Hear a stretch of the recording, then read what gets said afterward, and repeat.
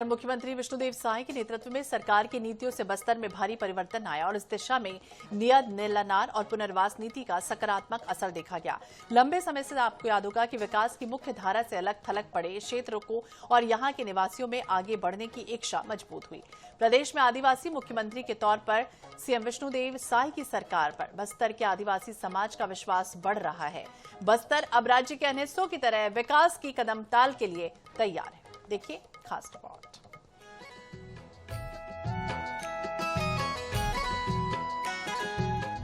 बस्तर, जहां कभी गोलियों की आवाज सुनाई देना आम बात हो गई थी, वहां अब विकास के गीत घाटियों में गूंज रहे हैं। मुख्यमंत्री विष्णुदेव साय की सरकार ने कामकाज संभालने के साथ ही बस्तर का कायाकल्प करने का प्रण लिया और उस दिशा में तेजी से प्रयास किए। नियत नीलानार का अर्थ आपका अच्छा गांव। मुख्यमंत्री साय ने इस योजना की शुरुआत 15 फरवरी 2024 को की थी। छत्तीसगढ़ सरकार की पहल से नक्सल प्रभावित जिलों में 46 नए सुरक्षा कैंप स्थापित किए गए हैं, जिनके दायरे में आने वाले 145 गांवों में नियत नीलानार योजना चलाई जा रही है। इन गांवों में विशेष शिविर लगाकर लोगों को योजनाओं का लाभ दिलाया जा रहा है।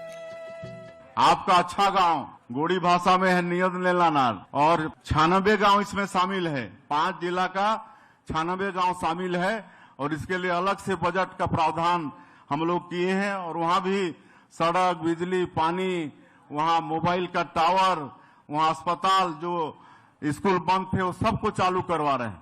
आप लोग उधर जाके देखेंगे तो ये 10 महीना में उधर रोड भी बन रहा है। प्रभावी क्रियान्वयन के लिए सभी जिलों में जिला कलेक्टर की अध्यक्षता में विशेष समितियों के गठन के निर्देश दिए गए हैं। कलेक्टर पुनर्वास समिति के अध्यक्ष होंगे, जबकि पुलिस एसपी को सचिव की जिम्मेदारी दी गई है।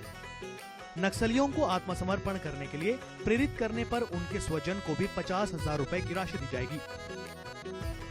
नक्सली के विरुद्ध घोषित इनामी राशि का 10% या अधिकतम 5 लाख रुपए समर्पण में मदद कराने वाले पुलिस और सुरक्षा कर्मियों को वितरित किया जाएगा। नक्सली संगठन की 60% से अधिक इकाई के सामूहिक समर्पण पर यह राशि दोगुनी हो जाएगी। नई नीति के मुताबिक अब 5 किलो या अधिक की आईईडी बरामद कराने पर 15,000 रुपए और 10 किलो या अधिक पर 25,000 दिए जाएंगे। बड़े डंप, हथियार निर्माण इकाई, विस्फोटक आदि की बरामदगी पर 1 लाख रुपए मिलेंगे। अविवाहित विधवा या विधुर नक्सलियों को 3 साल के भीतर विवाह के लिए 1 लाख रुपए दिए जाएंगे। 5 लाख या अधिक के इनामी नक्सली को शहरी क्षेत्र में 1742 वर्ग फुट भूमि या ग्रामीण क्षेत्र में 1 हेक्टेयर कृषि भूमि या 2 लाख की संपत्ति सहायता मिलेगी। इसके साथ ही नक्सल विरोधी अभियान में भी बड़ी उपलब्धियां प्राप्त हुई हैं। साय सरकार की नक्सल पुनर्वास नीति का अच्छा असर हुआ है। दिसंबर 2023 से अभी तक 1432 नक्सलियों ने आत्मसमर्पण किया। वहीं नक्सलवाद के खिलाफ साय सरकार को लगातार सफलता मिल रही है। हमारे गृह मंत्री जी आते रहे, हम लोगों का, हमारे जवानों का, हमारे ऑफिसर का हौसला अफजाई करते रहे और आप सभी को मालूम है कि 1.5 साल से लगातार नक्सलवाद के साथ आप सब लोग मुस्तैदी से लड़ रहे हैं। लगातार ऑपरेशन हो रहे हैं, उसमें सफलता भी मिल रही है। वहीं साय सरकार ने बोधघाट परियोजना और इंद्रावती महानदी इंटरलॉकिंग परियोजना को सक्रिय करने के लिए कई महत्वपूर्ण कदम उठाए हैं। इससे संभाग में सिंचाई साधनों का दायरा बढ़ने के साथ ही बस्तर के विकास को 2 गुनी रफ्तार मिलेगी। बोधघाट परियोजना से खरीफ एवं रबी मिलाकर लगभग 3,78,475 लाख हेक्टेयर भूमि में सिंचाई सुविधा उपलब्ध होगी।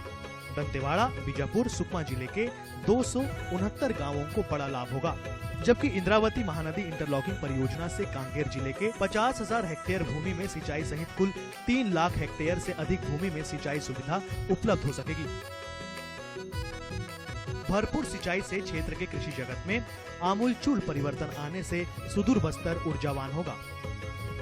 बोधघाट सिंचाई परियोजना है, उसकी चर्चा हुई है और मुझे पूरा भरोसा है कि आने वाले समय में इस परियोजना को हम लोग कर पाएंगे। उसी तरह से इंद्रावती और महानदी दोनों नदी को जोड़ने का भी एक सरकार की योजना है। 7 लाख हेक्टेयर में बस्तर क्षेत्र में सिंचाई होगा और बोधघाट परियोजना से 125 मेगावाट बिजली भी पैदा होगा। मनरेगा, प्रधानमंत्री आवास योजना, पीएम जनमन, आयुष्मान भारत, पीएम किसान सम्मान निधि, उज्ज्वला योजना, आधार कार्ड और राशन कार्ड जैसी योजनाओं से न केवल इन क्षेत्रों में सरकारी उपस्थिति मजबूत हुई है, बल्कि सामाजिक और आर्थिक स्तर पर भी आमजन का सशक्तिकरण हुआ है। आज नक्सलवाद के विरुद्ध निर्णायक लड़ाई जीतते हुए विकास के नए कीर्तिमान स्थापित कर रहा है। घोर नक्सल प्रभावित क्षेत्रों का यह रूपांतरण प्रदेश की संकल्प शक्ति और जन सहभागिता का जीवंत उदाहरण है। Bureau report, INS 24/7।